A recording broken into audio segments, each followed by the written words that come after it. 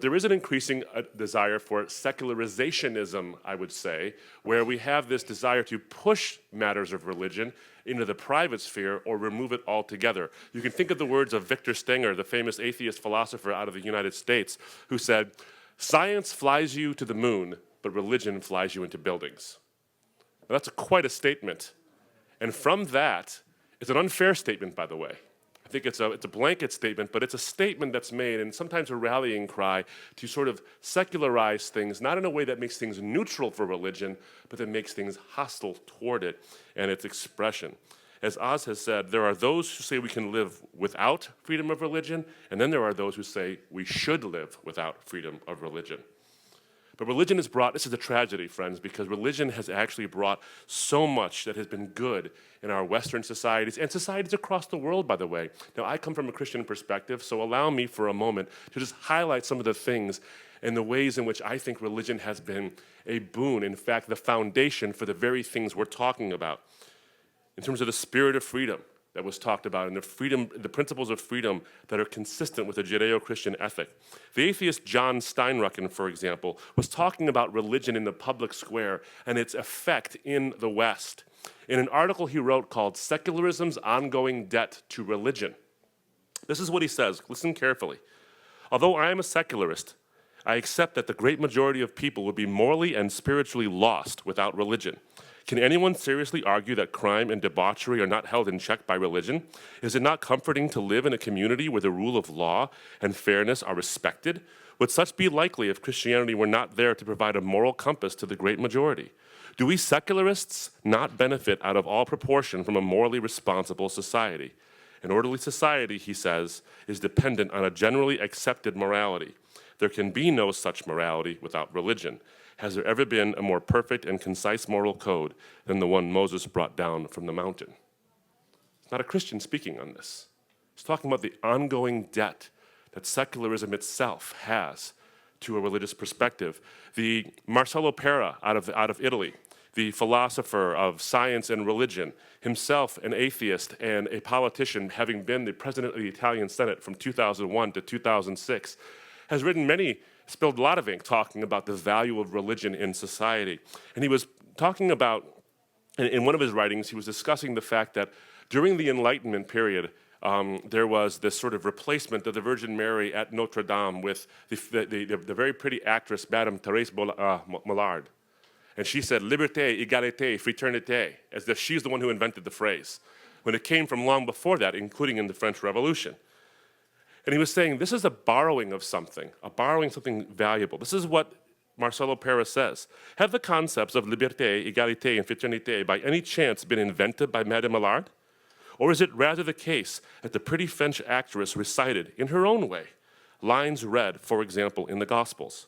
Does not this old-fashioned booklet teach that men are sons of God, created in his image, and teach that we are therefore free, equal, and united by the same destiny? True, it took a long time and many troubles and tragedies to understand this message, but that means the Enlightenment was late, not that it was new." Interesting statement. The very fact that we can have this kind of a forum in this kind of a country is a ray of hope in an increasingly disagreeable world, where having a different opinion is considered an affront. Just by having it is considered an affront, let alone expressing it or actually living it out. The reality is this, friends, not all ideas are equal. Whether they're secular or religious, they're not all equal. They're not all the same, whether in their doctrines nor in their, I think, value. But here's the difference. While the ideas might not be equal, the people who hold them are. It isn't the ideas, it's the people that we have to vouchsafe. Truth has nothing to fear from competition. Truth has nothing to fear from comparison.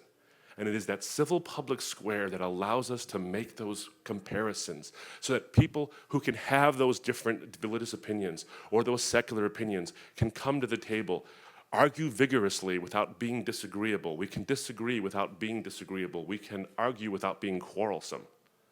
And I think the truth will out. Those views that have the truth as their ally will rise.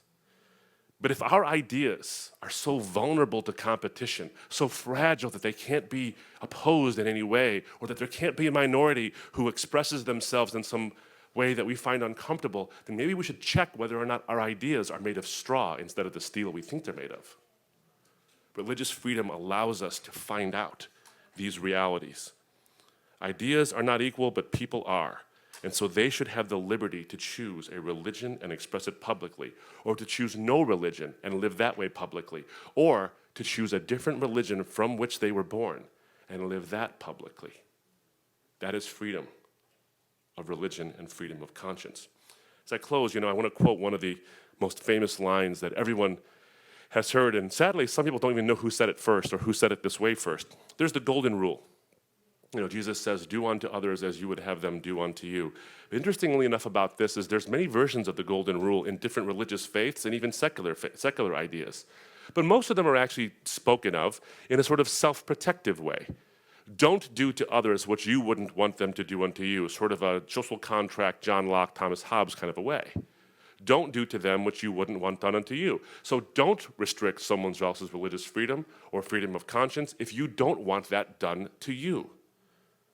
And that's valuable.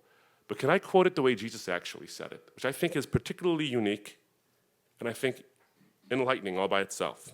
He doesn't say, don't do to others what you don't want done to you. He says, do unto others what you would have done unto you. It's not self-directed in terms of its protections. It's other-directed in terms of its trust.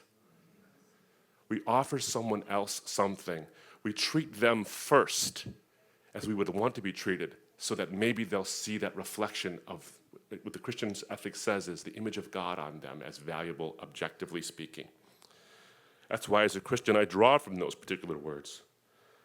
See, we see them as having people with those different religious systems, whether they're equal or unequal or whatever you want to call it, in terms of their merit, not in terms of their right, but in terms of their merit. We see those people as having intrinsic worth.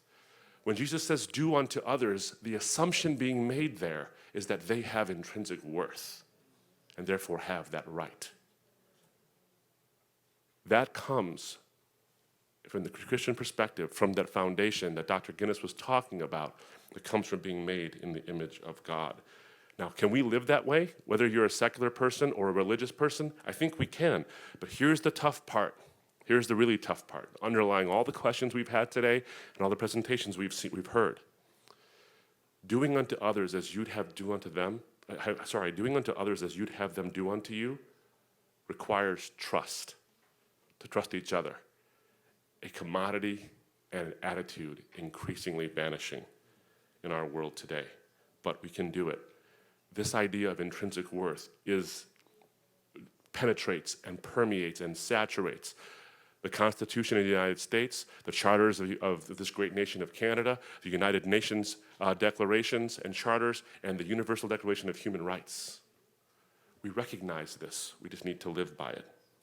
Our two great nations hold these ideas of religious liberty so dear in our constitutions and charters, and we can be the voice for religious freedom externally if we do unto ourselves as we want others to do unto themselves, and allow that freedom. We can do it. What we wish for other countries and other places, we have to practice ourselves. Thank you so much for the opportunity, and God bless you. Thanks for watching. Click here to never miss a Rebel update. Want even more of the Rebel? Well, click here to become a premium member.